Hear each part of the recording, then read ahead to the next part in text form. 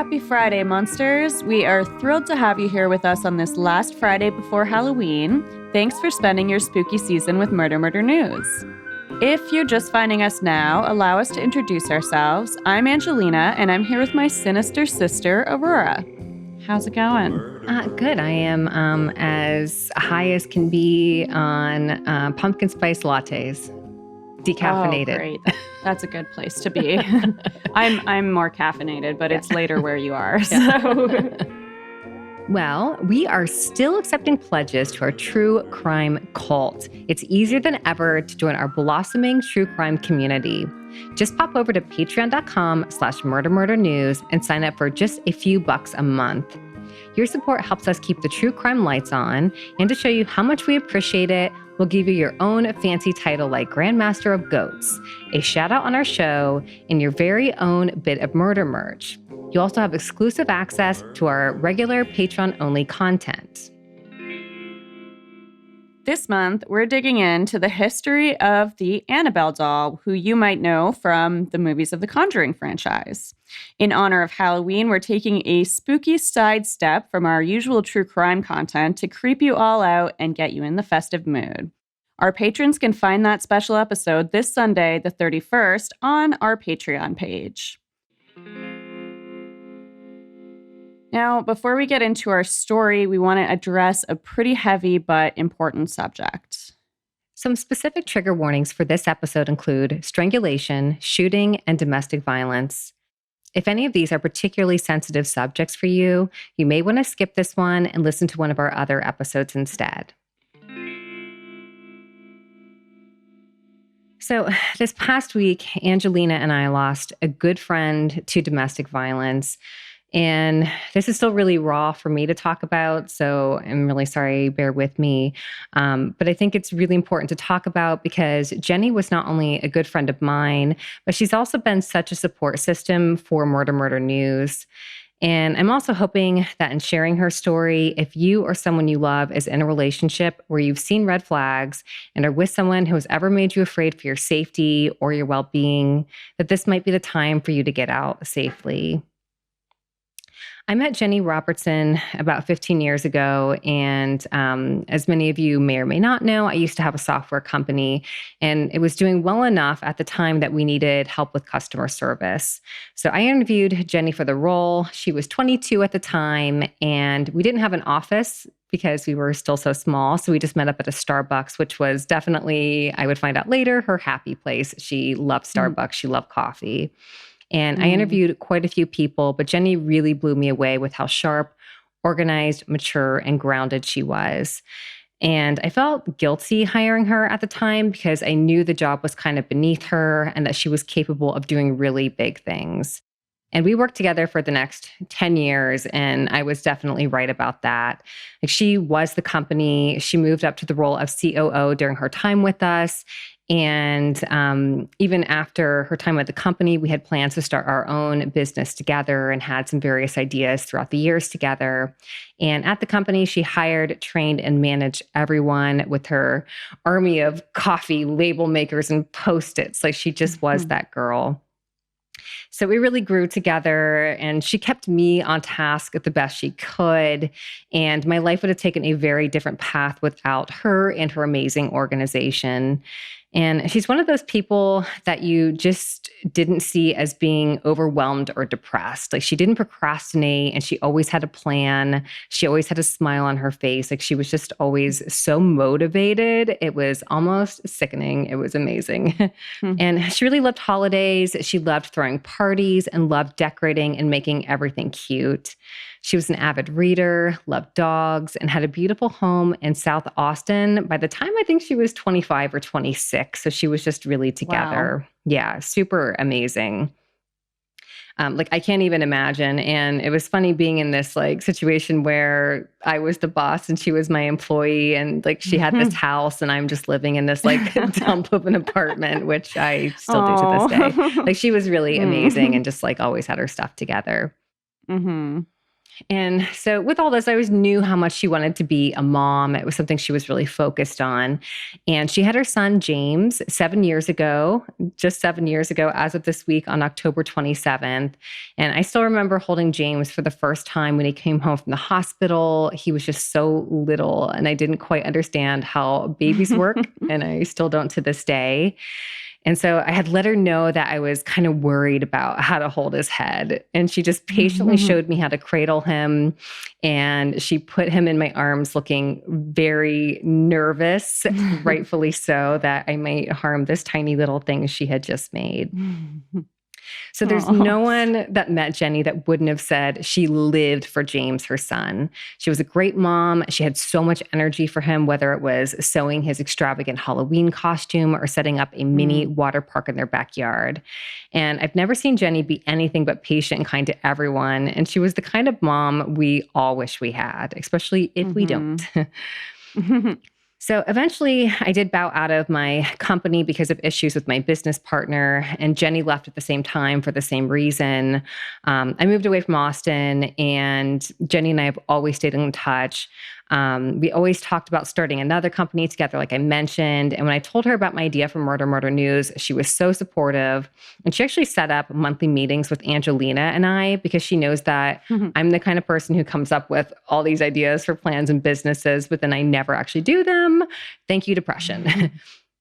So there she was, helping us develop our business plan, set up the company, and make sure we actually got things done, which was really nice to have that check-in from somebody that like didn't stand to gain monetarily. Like we never expected this to be like a big money maker, but like she was there for us just to like check in. And like you and I have similar issues with, depression and anxiety and how we react to that sometimes. And I think it's easy for us both to get off track in the same ways, but like we're great business partners because of how we get along and our dynamic and stuff.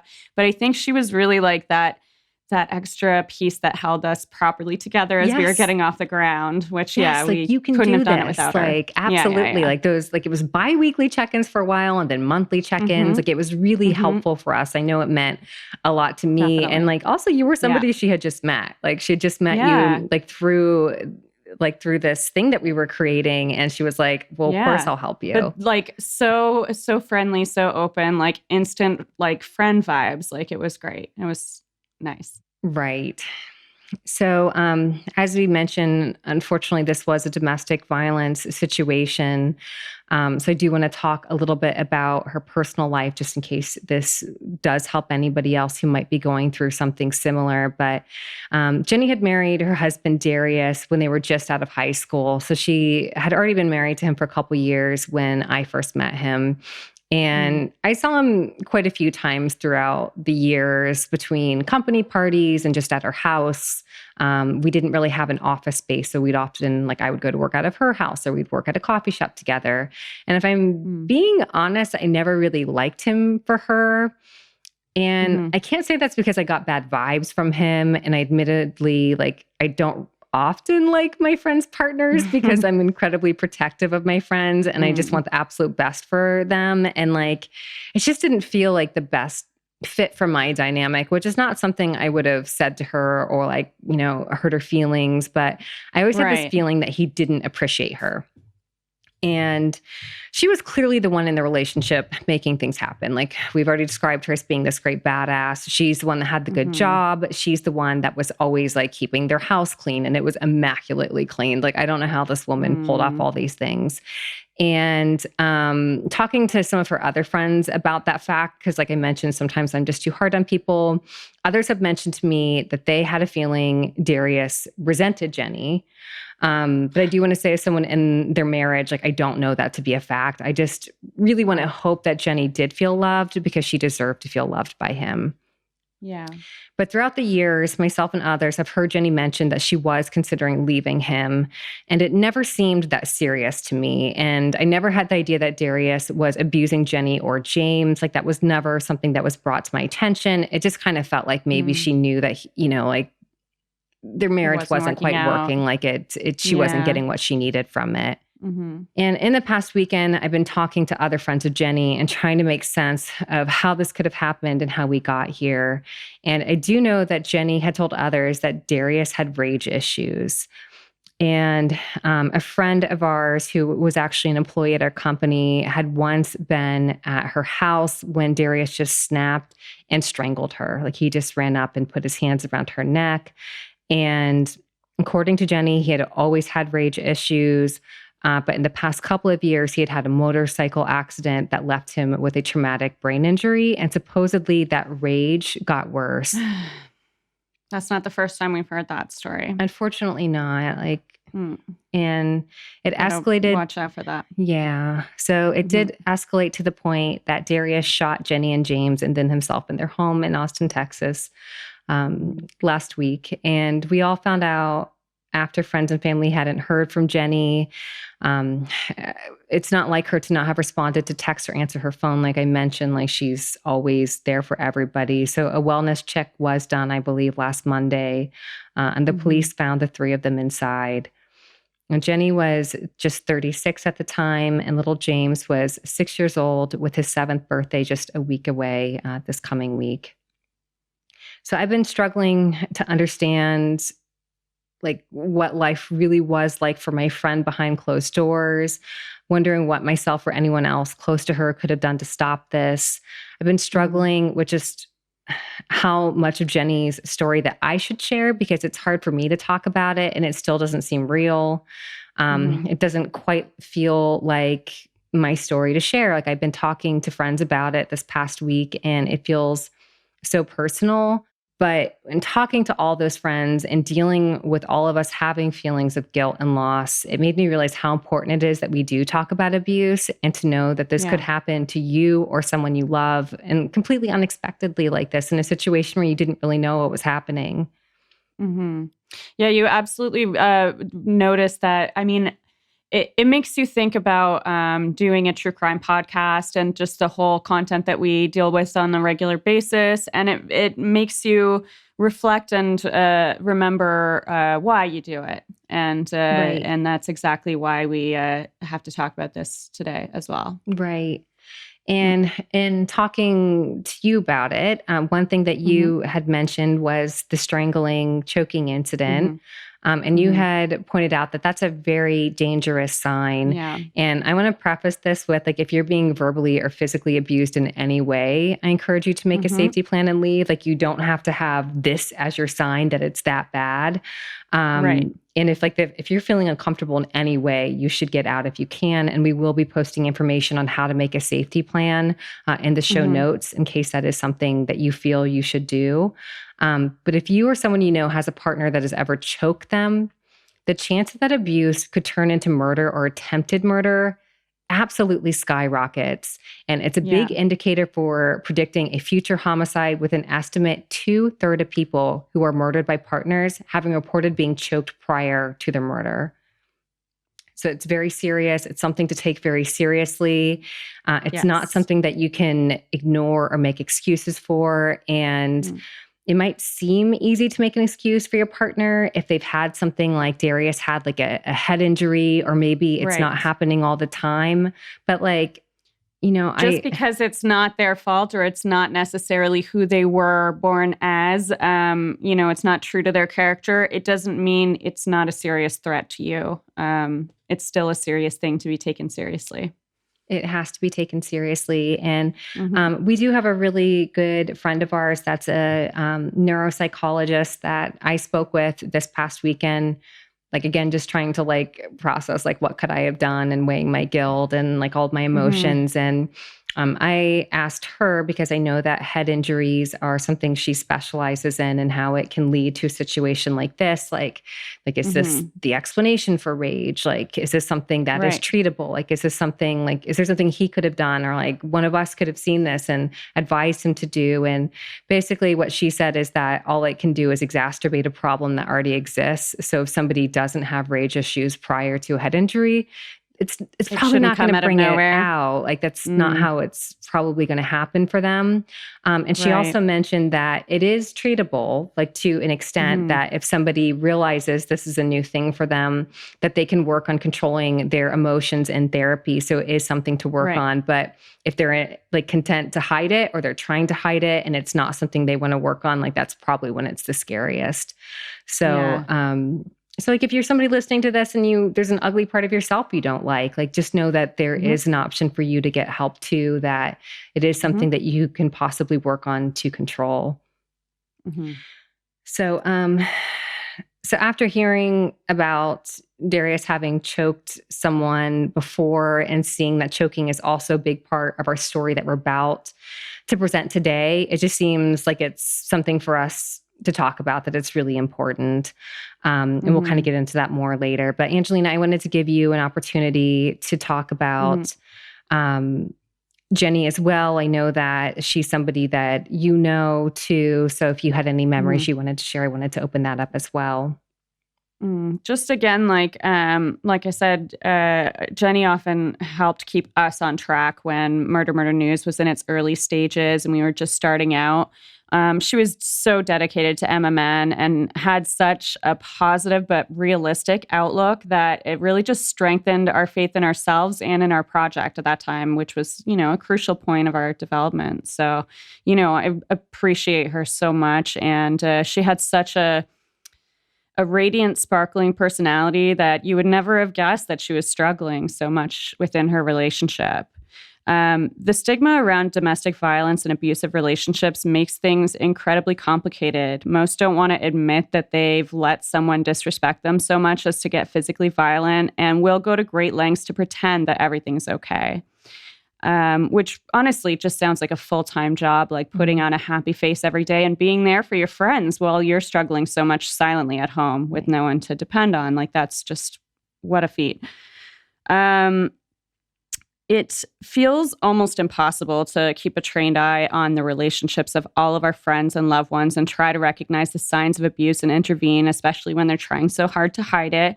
The best way I think we can prevent things like this from happening more in the future is by opening up a conversation. I do see a lot of posts gently trying to address the abusive dynamic that exists in so many relationships. A lot that say things like, maybe he doesn't hit you, but he calls you names or isolates you from your friends.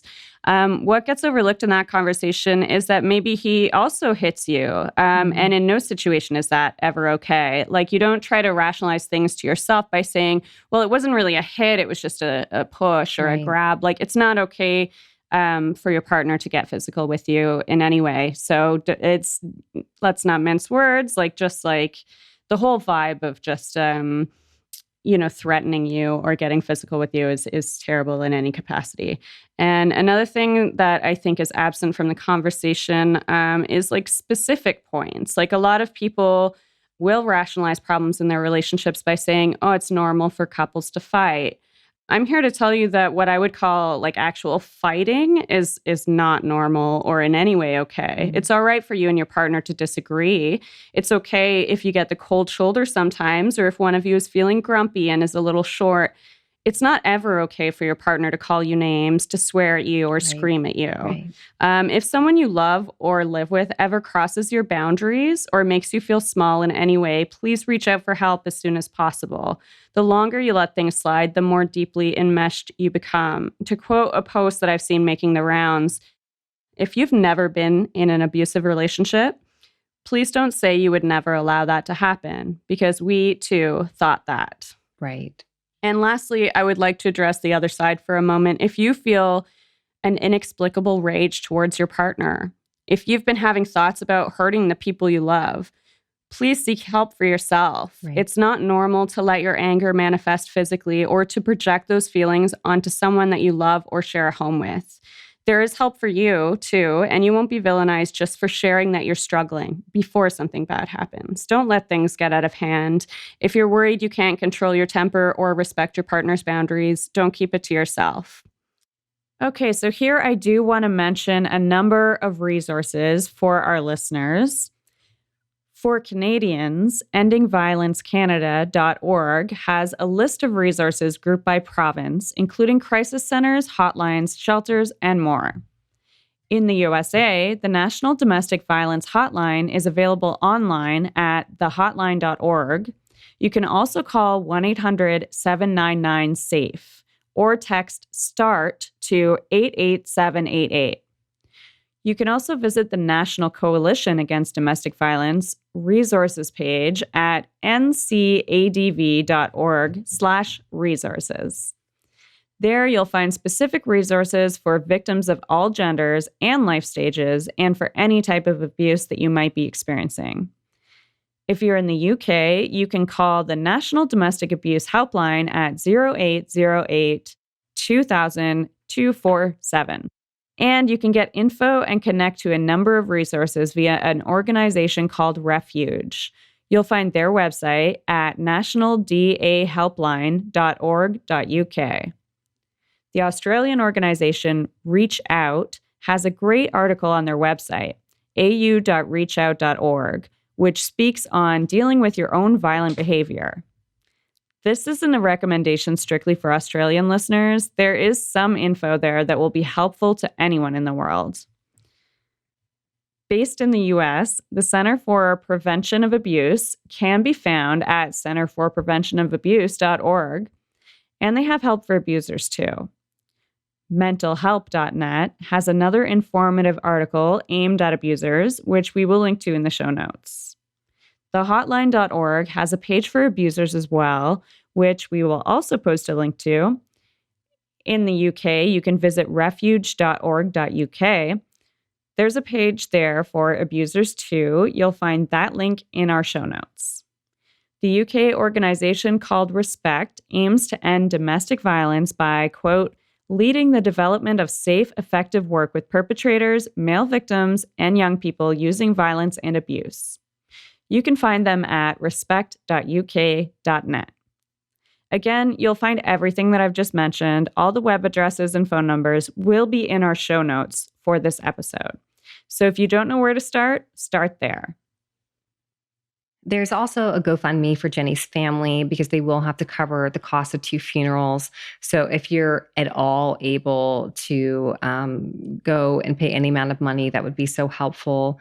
And October is Domestic Violence Awareness Month. So if you prefer, Jenni's family has also requested donations for the domestic violence shelter SAFE in Austin, Texas. I was a volunteer there for years when I was in Austin and can vouch for them that they do some really amazing work. So we'll link to Jenni's GoFundMe and SAFE in the show notes. Now, before we get into our story, we just want to say that while our tone is light in the intro, we do take the topics we're discussing very seriously. We are best buds and we love chatting together every week and turning it into a podcast. We want to share that passion with you and to create a vibe where all of you feel like our best buds too. We joke about us friends forming a cult or commune, but that's not to diminish the severity of actual cult activity, which we do occasionally talk about in our weekly stories. We feel it's important to open up and talk about even the darkest aspects of humanity and the downright scary things that come up in the news. But we want to make it clear that our intention is never to sensationalize, and we always try to deliver these stories with respect to all parties involved or affected by the crimes we discuss. We always post our sources in the episode description, so you can do some digging on your own if a story we present piques your interest.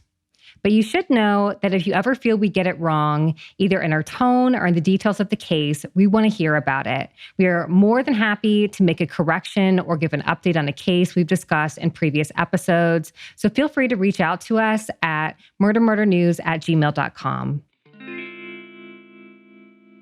So today's true crime history case actually has 2 connections to Halloween. The murder took place this week on October 30th, but the woman who was killed was also in the classic horror Poltergeist. which I've never seen because I'm a big baby, but I'm sure it's on a lot of people's Halloween viewing rotation. Yeah, I had a feeling. I was like, Angelina should be writing this portion because there's a part in here when I describe the movie and I have never seen it. So I was just going off of IMDb. So you might have to correct it.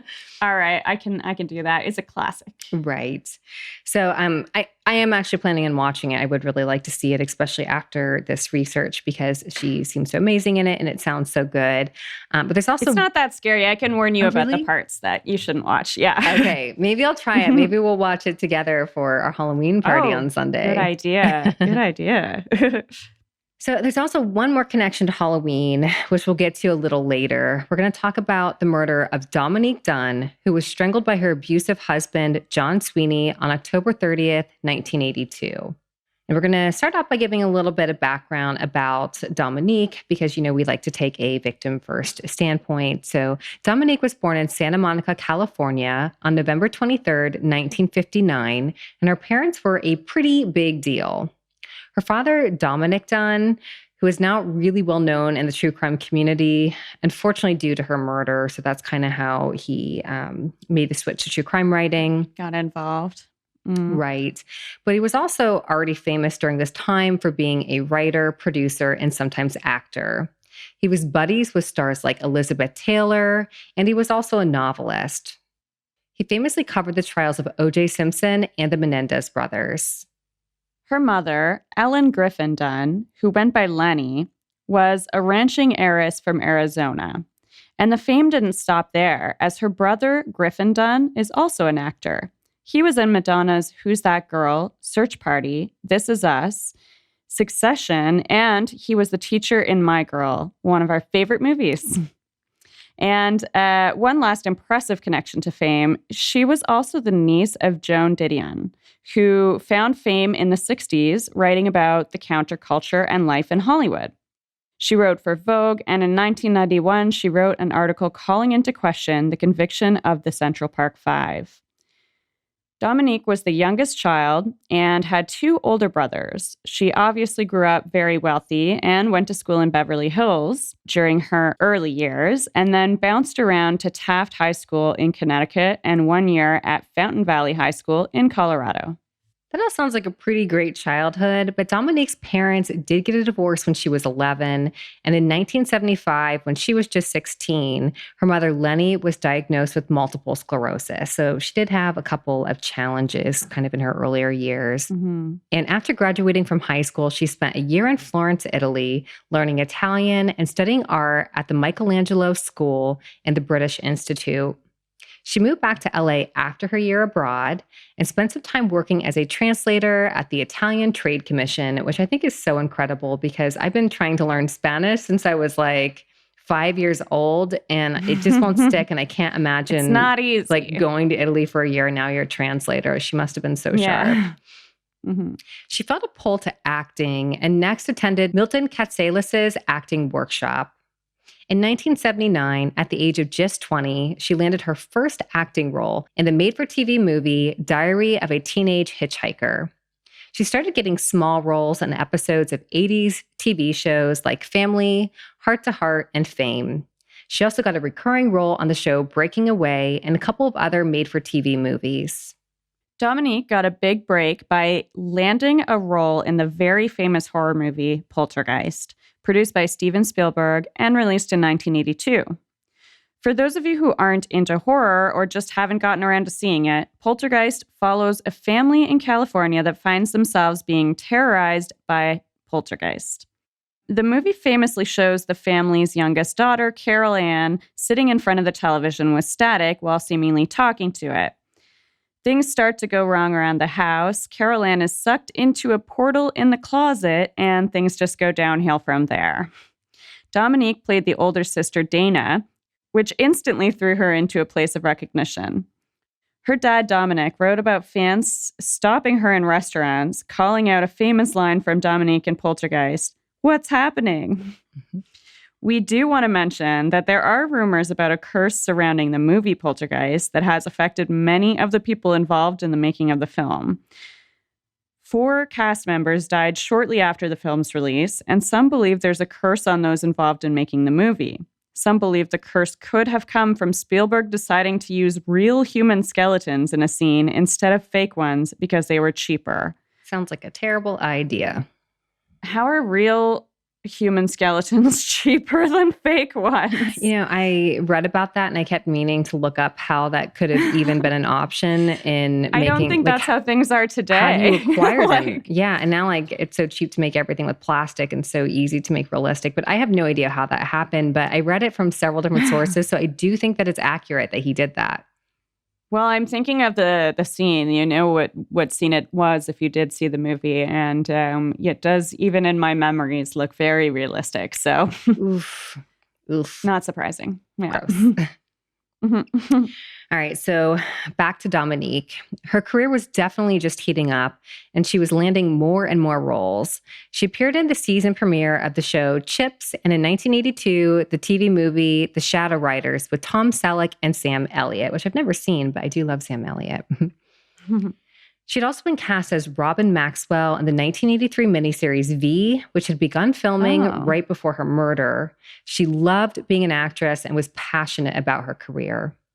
Her dad, Dominic, remembers her as being a collector of stray animals, and that she was always totally at ease in a sophisticated world without being sophisticated herself, which is just such a sweet way to describe someone.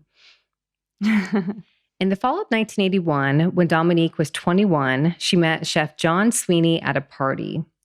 John's career was also seemingly taking off, and he was working as a sous chef at Wolfgang Puck's restaurant, Ma Maison, a trendy spot in West Hollywood. She was 27 when the two of them met and was planning on opening his own restaurant on Melrose Place. Their relationship seemingly moved really fast, but this isn't too big of a surprise since we know abusers often use a love bombing technique on their victims early into a relationship. If you aren't familiar with the concept, love bombing is when someone overwhelms another person with loving words, gifts, and actions to win their trust and gain control over them. As an interesting aside, the term love bombing was actually coined by the Unification Church, aka the Moonies, which we covered in a previous episode, episode 29. We don't know for sure that John did in fact love bomb Dominique, but it sounds pretty likely considering the two moved in together after knowing each other for just a few weeks. The two got a one-bedroom house in West Hollywood, and pretty much immediately, John's abusive behavior started to show. He was jealous and possessive and started to physically abuse Dominique. On August 27, 1982, the two had an argument, which John turned very violent. He reportedly ripped handfuls of hair from Dominique's head. She was able to get away from him, and she escaped to her mother's house. John followed her there and banged on the doors and windows, demanding to be let in. Lenny was absolutely not going to let that happen and told him to get out of there or she would call the police. After a few days with her mom and probably countless apologies from John, Dominique decided to work things out. As an aside, we do not victim blame here. Abusers have an incredible amount of power over their victims. They make it really hard to leave and make it sound like the only option is to stay. The abuse was so bad that she showed up to film her part on the show, Hill Street Blues, with bruises on her face. The role she was playing on the show was a teenage mother who was a victim of abuse, and they ended up not needing makeup for her role because of the bruises from John. It's just terrible. Yeah, it's like so upsetting to know how visible her abuse was, but that even a privileged woman with wealthy parents didn't have a form of protection from somebody so violent, and that nobody said anything on set. Like it's just really upsetting to hear. Horrific, yes. The attack that left the bruises happened just 5 weeks before her murder, and the episode of Hill Street Blues was dedicated to her memory. On September 26, 1982, so just about a month later, John again got very violent with Dominique. A friend who had been staying with them heard John throw Dominique to the ground and strangle her. Her friend heard loud gagging sounds and ran to her bedroom to help her. Dominique told him that John had tried to kill her, but John denied it and told her to go to bed. She pretended to agree with him, but instead of going to bed, she snuck out the bathroom window and got in her car. John had heard the sound of her car start and ran outside and jumped on the car. Dominique stopped the car, but as soon as he got off, she sped off and drove to her mom's house in her electric blue convertible Volkswagen. She was done. She was scared for her life, and she broke up with John. He packed up and moved out of their house, and Dominique changed all the locks. It seemed like Dominique might finally have gotten away, but unfortunately, you probably already know that the most dangerous time for a victim of domestic violence is when they try to leave their abuser. On October 30th, 1982, Dominique was home running lines for her upcoming role on V with fellow actor David Packer. John called the house while the two were practicing and then just showed up at their door 10 minutes later. According to David, Dominique talked to John through the locked door, but he convinced her to come outside. David offered to leave, but Dominique asked him to stay. Once outside, the two immediately started to argue, and David heard smacking sounds, screams, and thuds. David was worried for Dominique and called the police. The police told him he had called the wrong jurisdiction, which struck me as a little odd since I certainly grew up knowing that 911 was the number for the police in the 80s, but apparently it was not implemented in Los Angeles until October 1st, 1984, which was 2 years later.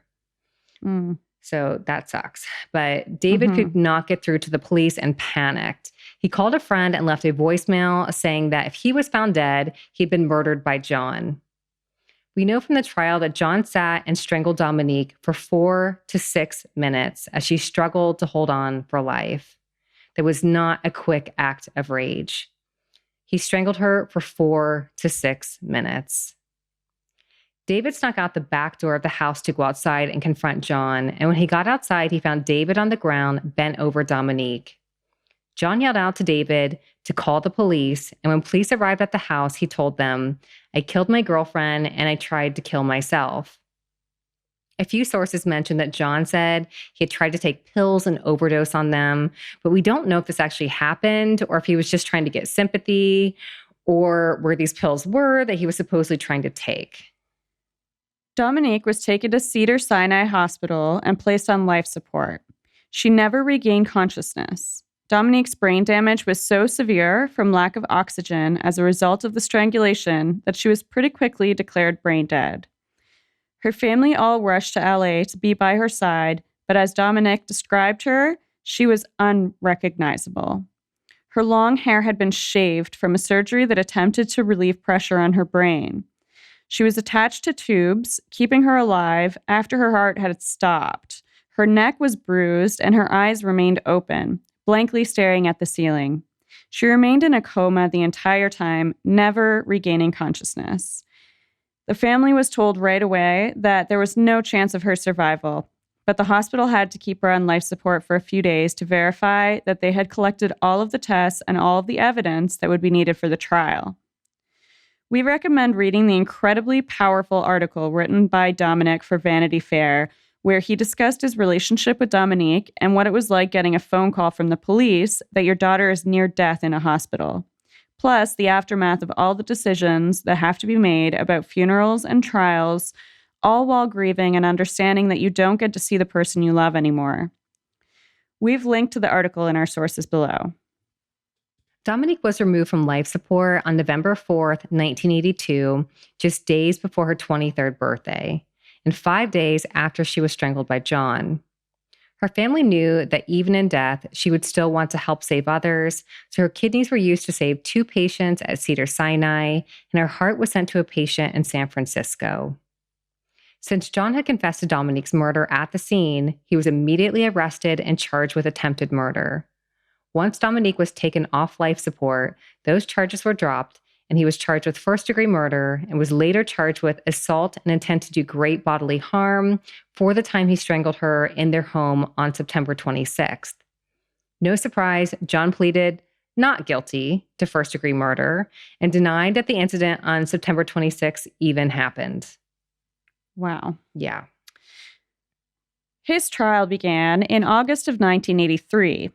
And get ready to get angry. Admittedly, we hadn't given much thought to the idea of corrupt judges residing over murder trials until we covered Peter Schnellhardt's case 2 weeks ago. But it looks like we found a second case of a very bad judge. The judge presiding over Dominique's case was Burton S. Katz, who, interestingly enough, had previously been a deputy district attorney, and specifically the attorney that prosecuted members of the Manson family. Dominick, who did not like Judge Katz, for a pretty legitimate reason, believed he sought after cases specifically to get media attention. He described him as theatrical. In his Vanity Fair article, he described Judge Katz as being gregarious and almost flirtatious with the jury. He was always late and would then arrive telling jokes about driving down to Ensenada and basically being a distraction. This was, of course, a bit hard for the family to witness, considering it was their daughter's murder trial, and because he seemed to be much more cold towards them. An example of this is that Judge Katz insistently pronounced Dominique's name Dominick for 7 weeks, which just shows such a lack of compassion, attention to detail, and general interest in a woman who just died after being strangled for over 4 minutes and then died from her injuries. In the years since the trial, many have questioned decisions made by Judge Katz, and many believed he was buddies with the defense team and empathizing with John, the murderer. One example of a questionable choice was in regards to a witness being called to establish a history of violent behavior from John. An ex-girlfriend of his, Lillian Pierce, was called to testify about the many times John had abused her during their 3-year relationship. She recounted 2 incidents where she was hospitalized as a result of the abuse with injuries such as a perforated eardrum, a collapsed lung, and a broken nose. Ugh. The defense team had no problem victim blaming Lillian and suggested she had been drunk and brought the abuse on herself. Real shitty. Yes. While Lillian was testifying, John became so enraged that he jumped out of his chair and ran towards the judge's quarters. It took 2 bailiffs and 4 armed guards to restrain him. Once calm, John apologized to Judge Katz, and the judge responded, "We know what strain you're under, Mr. Sweeney." He then ruled Lillian's testimony inadmissible, and since the jury was not present for her testimony or his outburst, they were unaware of his pattern of abuse and his temper. Yikes. Like, if you can't even compose yourself while on trial. Right? That's and for the judge to say, "Oh, poor flag. you're under such strain." Like, are you freaking kidding me? Boys Club buddies. Like, Gross. On August 29th, John's defense team moved that Judge Katz rule that there was insufficient evidence to try Sweeney on the charge of first-degree murder, as there was no evidence of predetermination or deliberation. Judge Katz granted the motion, taking the first-degree murder charge off the table and allowing the jury to deliberate only on manslaughter or second degree. For those of you who are a bit unfamiliar with the concepts of manslaughter or second degree versus first-degree murder, we heard a good breakdown of the definitions from the podcast Women and Crime, who also covered Dominique's case. Someone might be convicted of first-degree murder if the death was both premeditated and the person intended to kill the person. A conviction of second-degree murder means you did intend to harm the person, but it wasn't premeditated. Someone might be convicted of manslaughter if the death occurred as an emotional response where murder wasn't the intended consequence. The intent is what differentiates murder from manslaughter. And of course, the punishment for all 3 of those convictions vary state by state. And in California, the sentences are currently 25 years to life for first-degree murder, up to 15 years to life for second-degree murder, and up to 11 years for voluntary manslaughter. The judge removing the option of first-degree murder from the table was a big blow to Dominique's family. John's attorney stated that there was no premeditation or deliberation in this case, and Judge Katz agreed. It's a bit hard to believe that John hadn't considered murdering Dominique before this, since he had strangled her in the past, and since he sat on the ground strangling her for 4 to 6 minutes. That's a long time. Anytime I'm timing myself for a run or waiting for my dinner to be ready, it's a freaking long time. He had plenty of time to reconsider what he was doing. Nonetheless, the decision regarding the charge is usually left up to the jury. This was really unusual, and Judge Katz removing this option took that power away from them. Yeah, I also want to mention that just to stress that point again, because I've seen multiple comments about various cases on the internet where people will suggest that maybe somebody strangled someone else by accident. You know, like maybe it was in the heat of the moment of like a really heated argument and, you know, things just got a little out of hand. Or sometimes they even suggest, oh, it was just like kinky sex that went a little too far. Guess what? You don't accidentally strangle a person. You just don't, especially not with your hands. Right. Like if you strangle someone to death, It does not happen. you damn well Right. did it on purpose. That's it. It takes a long time and it takes a lot of pressure. You're not doing that by mistake. Absolutely agree. So things were not looking good for the prosecution team. The judge had ruled Lillian's testimony as inadmissible. He took murder one off the table. John testified while on his best behavior about his love for Dominique and that he had just blacked out and didn't remember ever doing a thing. The defense team victim blamed Dominique and made it sound like her occasional drinking was asking for abuse. The jury deliberated for 8 days and returned a verdict on September 21st, 1983. John was found guilty of voluntary manslaughter and was also convicted of misdemeanor assault for the September 26th attack. John was sentenced to a maximum of 6 years in prison, with an additional 6 months for the misdemeanor assault charge. 6 years for murdering Dominique. The public was rightfully pretty upset, and with all the negative attention on the case, Judge Katz blamed the sentencing on the jury. He was later voted the 4th worst judge in Los Angeles and was moved to juvenile court in Sylmar. It's a shame that didn't happen sooner. Yeah. Well, I mean, I don't know if he should be anywhere in court. That's a very good point. Yeah. In September of 1986, after serving 3 years of his 6-year sentence, John was paroled. 3 months later, he was hired as head chef at a restaurant in Santa Monica, so life was just going to go back to normal for him. Dominique's family found out and handed out flyers to the restaurant customers saying, "The food you will eat tonight was cooked by the hands that killed Dominique Dunne." Dominic had a private investigator follow John around for a while, and he at some point changed his name to John Mora, and eventually Dominic decided he needed to just move on with his life. We mentioned that there's one more connection to Halloween, which actually involves Dominic. You already know that Dominic felt called to true crime after Dominique's murder and covered many cases such as OJ and the Menendez trials. He's also largely responsible for reviving interest in the once cold case of Martha Moxley.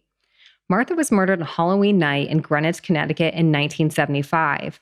Her case sat cold for years until Dominic took an interest in 1996 and wrote a book and a very popular Vanity Fair article about the case against the man who was eventually convicted of her murder. So that's really interesting. We're also going to cover that case on Sunday, this coming Sunday, for our TikTok, if you want to check that out, for our This Week in True Crime. So that's the murder of Dominique Dunne on October 30th of 1982. And again, if you or someone you know is in an abusive relationship, we encourage you to start working on a safety plan. We will include resources for your reference for the National Domestic Hotline in our show notes. I don't suppose you watched anything crimey, did you? It's interesting. I really wanted to watch Halloween movies this weekend. I mentioned like Jenny really loved Halloween, especially kind of like more like spoopy stuff. Like horror wouldn't have been her thing. And I definitely did not feel like watching anything murdery. It was just too much. But I couldn't find any Halloween shows to stream on like anything I have access to. Oh, I'm sure there is some. It's just like you gotta, I guess if they're not right on your front page, you gotta think of the names of them. But like, I don't know. Well, like Netflix has a section and like I went through that and there was nothing. I didn't think to pull up Disney Plus. I have Disney Plus probably too. has better ones. Yeah. Especially ones that are not like actually scary. Yeah. Yeah. But I did watch one thing that I thought was really interesting that's newer. I ended up watching One of Us is Lying, which I think is a Peacock show. Okay. And it's kind of a combination between Gossip Girl and Pretty Little Liars kind of thing. Interesting. And it's like a high school drama where somebody is murdered in a detention room. Ooh. And they're trying to figure out who did it. And all the people that were in detention had a reason to murder them. And the kid that was murdered has kind of like a Gossip Girl style blog that Sweet. calls people out for like cheating on like a test or cheating with a partner, like kind of thing. And it's like everybody's like out to get him and you're trying to figure out who the murderer is. It's really interesting. I watched the whole season in one day. What's it called again? One of Us is Lying. Okay. I definitely will watch that. I'm in the mood for that kind of thing. You would love it. It's really good. And how about you? Well, I watched something that's a little older, but very interesting. And there's a lot of episodes if you're into that sort of thing. It's on Amazon Prime and it's called Who the Bleep Did I Marry? And it's, a lot of... what's that, like Dirty John stuff, where it's like, fake identities and like weird double secret lives and stuff like that. I watched just a couple episodes to get started, but one of the episodes that I watched was actually about the Green River Killer, Gary Ridgway, which, oh my God, I didn't realize that he had this like perfect marriage. He met this lady and they were so in love and they had a great time and he had no rage towards her ever. They never had any fights or any weird shit. And she just had no idea until he was taken in as a suspect. And then she was like, well, this has to be a misunderstanding. And then she found out it was true. And she was like, excuse me, what? And just no idea. Like he didn't leave a hint. So that's really fascinating. Is so creepy. I feel like the theme of my week has been, would I be better off alone?